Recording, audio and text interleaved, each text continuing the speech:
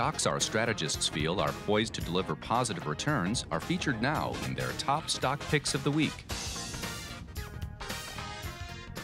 This is Zacks' top stock picks of the week, and I'm joined at the chairs this week by Sheraz Mian.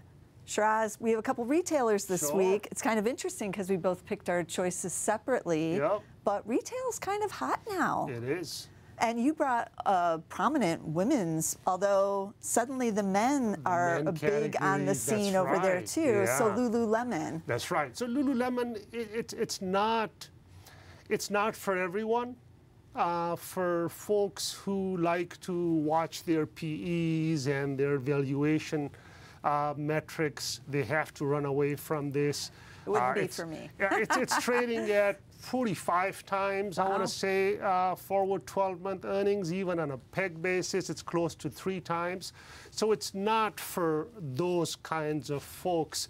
But very strong growth, impressive momentum. As we all know, they had some management missteps. The category has heated up. The stock actually didn't do much over the last 5 years. In fact, from 2013 through mid-2017, the stock was effectively moving up and down, but effectively flat.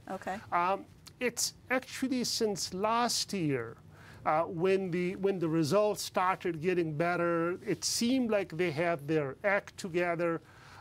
The management team, which has changed, though. They had a lot of management reshuffle, too. So they just brought in a new CEO from Sephora.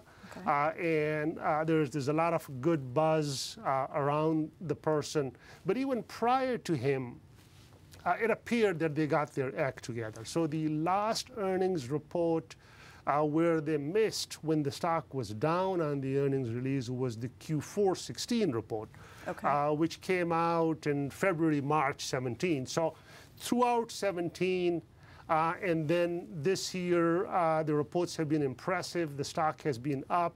I picked it in focus list. I picked it in December, December 17, and it has practically doubled since then. So a very impressive story. They had the earnings release last week on Thursday.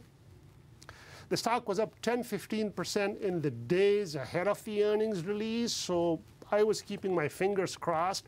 I thought it's just hard to live up to those kinds of hype and expectations, but they practically came out with a perfect release. So comps for a retailer, and they're not a small retailer, comps were up 20%, 19% on a constant currency basis. EPS and revenues, obviously, they blew through them. They guided higher. Estimates are going up. So has had an amazing run, but I think there's still plenty of juice left in the Lululemon story.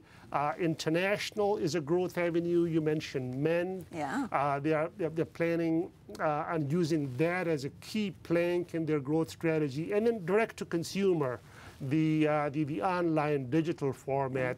They expect to have that category bring in at least a quarter of revenue. They have reached about 22–23% already. So a very strong growth story, a kind of a momentum pick, but I like how the business is shaping up. They've become a leader. They have reestablished themselves. There's new management team, and I think that should give us more runway. I remember when Lulu was the retail stock, and that was after the Great Recession, because everyone thought nobody's going to be buying $100 yoga pants when the economy is, in the tank, but they did, and it had a ton of momentum in those years right after the Great Recession, and then it all 2013. Yes, and then when they had the bad yoga, the see-through yoga pants, and then some issues with that, and then the management changes, it all went down. So I do feel like the momentum is coming back, and that this could be an it stock again. Absolutely, it is. There's plenty of growth, and it's not just hype. There's actual dollars and cents. The business has picked up. They're talking about about designs and fashion and all the things that you would expect a designer and a retailer to be doing. They seem to be doing that. Okay, I'm definitely going to keep it on my list, even though it's not a value. Sure, but you have... I brought one that's much more of a value, okay. Yes. Target is the one that I'm bringing. So it's not on the high end like yours is, but there's a niche for what they make too. And they too have been on the right side of the fashion equation. They've gotten a lot more trendy with their apparel, and then with their home goods, surprisingly, has been a big category for them. It used to be when it was, everyone was calling it Target, like years ago, they did have that cachet in the home goods, and that's kind of returned again. So they've done well in positioning their product to be kind of exclusive to their stores. You can't get it on Amazon. And then they too have upped their online game. I really feel like Amazon, as much of a threat as it's been to retailers, has forced many of them to become much better at what they do. So Target too has really improved their online business, you know, how quickly you can get the items now. And I think that that's not really a factor in their competition with Amazon anymore like it used to be. They've seen big growth in their digital sales. Their comps for this last quarter, they blew it out of the water. It was 6.5 overall. Almost 2% of that was from online sales, and it was growing 41% year over year on online. And that was their best comp in 13 years. So they're doing something right over there. I brought the estimate changes because those are all up as well. It's a Zacks rank 2 actually right now, but that's the buy. But you can see why, because those estimates are up for this fiscal year, expected to be up about 14%, which is pretty good for a big time older retailer here. And you see some gains for next year too. Analysts starting to get a little bit more bullish looking forward here.